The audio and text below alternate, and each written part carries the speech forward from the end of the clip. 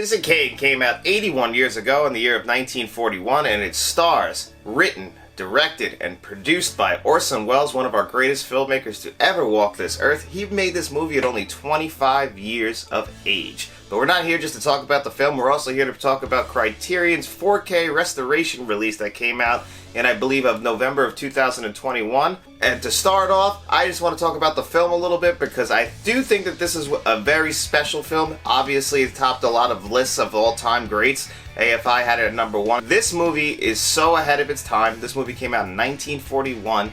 And stuff in this movie still holds up today. Yes, is it a 40s movie? Does it have that 40s dialogue? Sure, you could always poke holes in it all you want. But what this movie did special, and this is a credit to the cinematographer of Greg Toland, the cinematography is top-notch. It's some of the best. This would fit in today's world.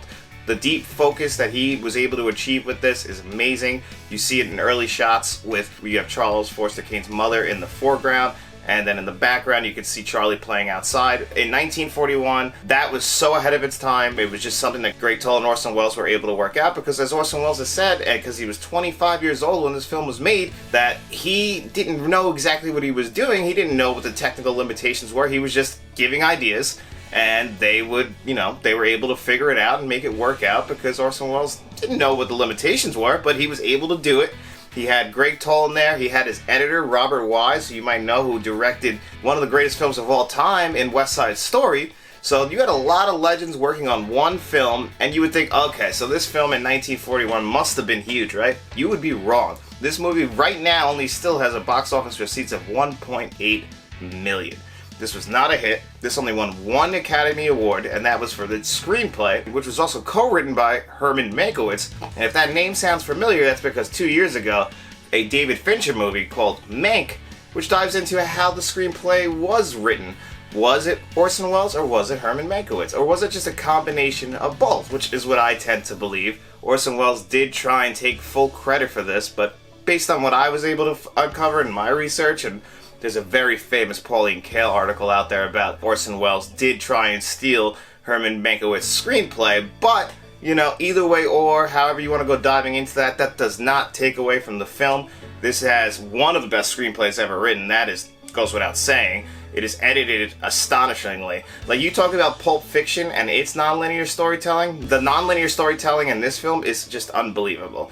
We get so much. We're going through the years of his life, but we're not going linearly. Like, we'll cut back to, because in this film we're sitting down with other people telling the story of his life, because we find out that he has died right in the beginning in one of the all-time opening scenes of what the news on the march.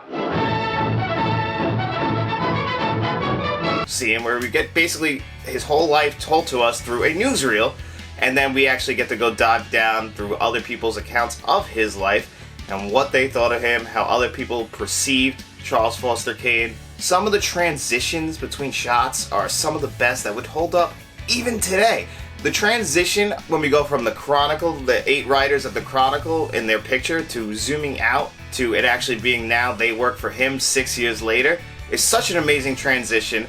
It really, just as a huge fan of cinematography as I am, I really just can't say a bad thing about it. I loved it. I love this film so much. It's just so beautiful looking. It's so well acted. Orson Welles is very appreciated now, but in his lifetime, we've definitely undervalued his work. Like, he wrote some of the best screenplays we've ever seen. It's probably tough to work with. He never was able to finish anything. He was a genius for his time. I do think that Orson Welles would have flourished in today's Hollywood, in my personal opinion, because he would have been able to have the creative control that he always craved. But he might have actually worked better with somebody there to help him, because it does feel like he always had ideas that he was never able to finish. And sometimes somebody else there as a buffer could help you finish your projects, because look at this film. He made this at 25, this was his first film, and this is the film that is still talked about today. So, when you get somebody like that and then they get put in the Hollywood system, it could ruin them. I'm not saying it ruined Orson Welles, because by no means did Orson Welles get ruined. And you also got to talk about the makeup effects from 1941, because we have to age numerous characters, including Charles Foster Kane, by many years, and they do it perfectly. I mean, everybody is playing their parts right. There is not a bad thing that I can say about Citizen Kane. Everything that you've heard, everything that you've read, everything that somebody else has told you, if you haven't checked out Citizen Kane yet because you're afraid to watch a movie that's in black and white or it's from the 1940s and you don't think you're going to be able to get into it, I totally understand that. There are a lot of movies that have not aged well. But this movie, if you put this in theaters today and somebody watched it, other than some of the cheesy dialogue because it is the 1940s, you're going to get wrapped up in this story, I promise you. I can guarantee you that. Not many movies 81 years later can hold up like this movie holds up. So that is what I think of the film Citizen Kane. But now let's talk about the Criterion Collection's new 4K release of Citizen Kane. So in November of 2021, Criterion started rolling out 4Ks. They rolled out this, Menace to Society, and Mulholland Drive, I believe, were their first three in there, but this was the leader of the pack. Citizen Kane is one of the greatest films ever made, and the fact that this was getting a Criterion release in 4K, which Criterion had not done before, was unbelievable. I was personally so excited to get it. I didn't actually get to watch this until now, even though I've had it since the day it came out. I finally got around to it, and I gotta be honest, I loved it. This was an incredible release. It is much better than my 2016 Blu-ray that I have. It had some of the deepest blacks that you'll ever see. The black and white was phenomenal, and you would think that this was just shot in black and white like The Lighthouse pretty recently, but that's just a key to the restoration process and shooting in 35mm film. But this is not from the original film negative. The original film negative is gone. So that means that this is a copy. I believe that this is a copy of the original film negative, or a copy of a copy, because the original negative is completely gone. There is no way to recover it, so we don't actually have that. But for that, and the way Warner Brothers and Criterion was able to work it and make it still look beautiful and sound amazing, is really just a testament to their restoration process, because we wouldn't get that without people putting in the hard work to make this possible for us. And then also, because it's Criterion, there is so many extras on here. You get 2 full discs of extras. The Blu-ray has commentary tracks on it. The 4K is pretty much just a 4K on its disc. It's just really well done as far as like how they separated everything into discs. And I want to point out one extra in particular that I personally loved, and they are promoting it pretty hard on here, and that is a BBC documentary from 1991 where they have interviews with people who worked on the film.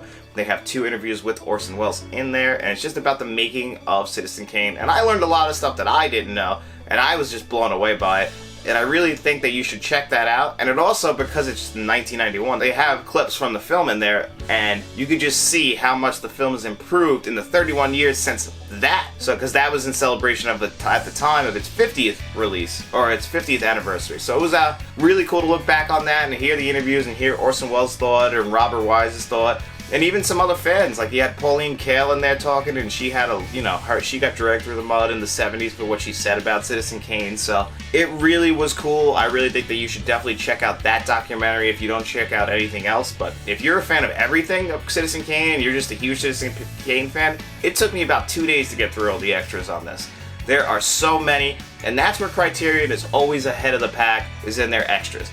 And their video quality. I mean, for the most part, I have not seen a bad Criterion video transfer.